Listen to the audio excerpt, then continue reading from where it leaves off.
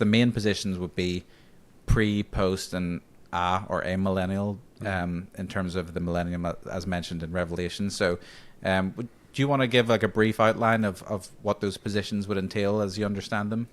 Yeah. So first, each position has a lot of different views kind of within the position, and so one pre-mill person isn't going to be exactly the same as another pre-mill person, and so I can give like basic definitions, but there's always going to be somebody that disagrees with whatever you said. Yeah. But Disclaimer noted. Yeah. yeah, and I grew up dispensational premillennial, and Okay. I eventually, as I grew up and I went to seminary, and I kind of took on the view that everybody around me took on, which was amillennial. And Okay. and I don't think I put very much deep thought into it for most of my life. And then really once I I really didn't even know postmillennialism was a position. I just thought, oh, well, Sure. Everybody's an amillennial. I probably didn't even know the term amillennial for a while. But I was just like, oh, this is how the end times works.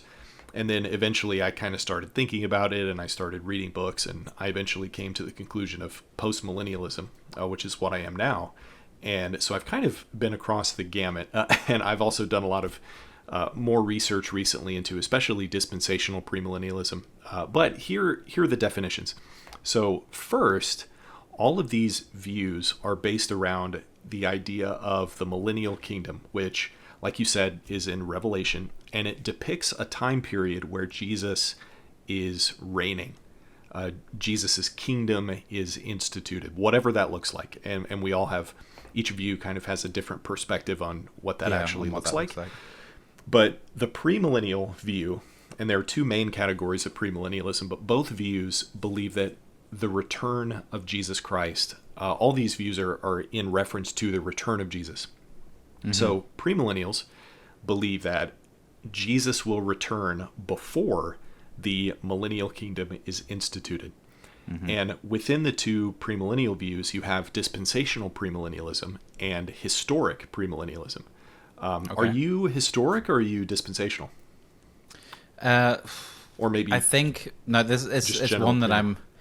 I'm almost, well, I don't even know if I would consider myself pre-mill per se, other than that's my sort of gut instinct. So I think, with a lot of these, I kind of reserve the right to not hold a position and kind of to be a floater, because I'll tell you why. It's because I think, as you've illustrated with your journey, that these things can be sort of swayed with time. And I've heard, especially the I don't know if you've ever watched The Evening of Eschatology with Piper, Storms, Yes.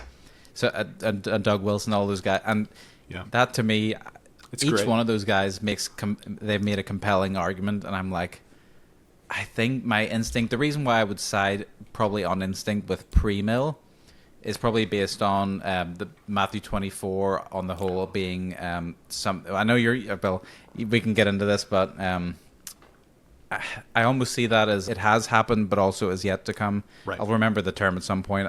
It's normally on the tip of my tongue, but I feel like there's elements of that where yes, Matthew 24 has been fulfilled, but also may be fulfilled again in a broader sense. So I would see, especially where it says about the suffering, you'll never see that kind of suffering in all of earth, and it'll be like nothing else. So I wondered, does that fully fulfill the criteria?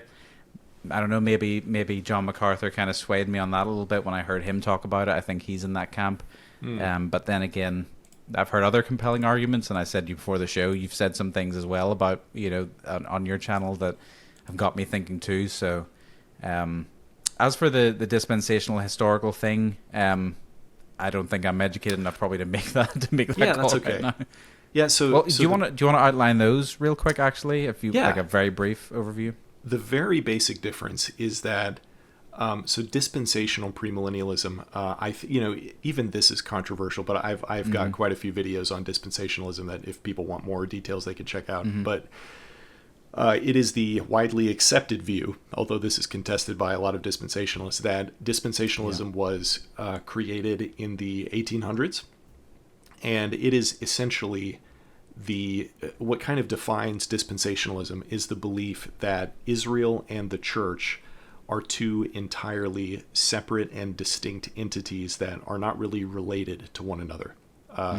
Historic premillennialism believes that Israel, like the other views, like I believe that Israel, the church is a part of true Israel. That Israel includes the church. All true believers are a part of God's people and therefore a part of Israel. But dispensationalists want to create a distinction between the two of those. And therefore, they believe that all of the prophecy in the Old Testament or pretty much all the prophecy, strictly applies to Israel and does not apply to the church. And God has kind of two separate plans for the two separate entities. And historic premillennialism, I am much more friendly towards, which basically... Is that the same as the covenant or covenantal? Is that the same thing?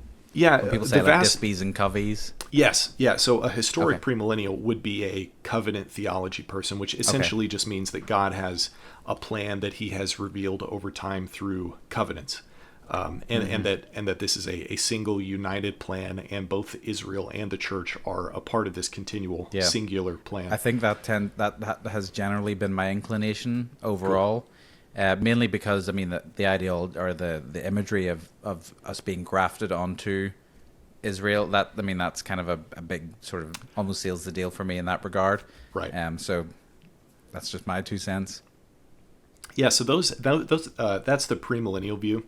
And then there's, I'll skip to post-mill and then I'll do Amill later. So postmillennial means that, which is what I am, that I believe that Jesus comes back after the millennium, after the millennial kingdom that is established. And most post-mills, and actually most Amills, there's some interesting overlap between each view. So like I think Amill and post-mill has some overlap, and also post-mill and pre-mill has some overlap.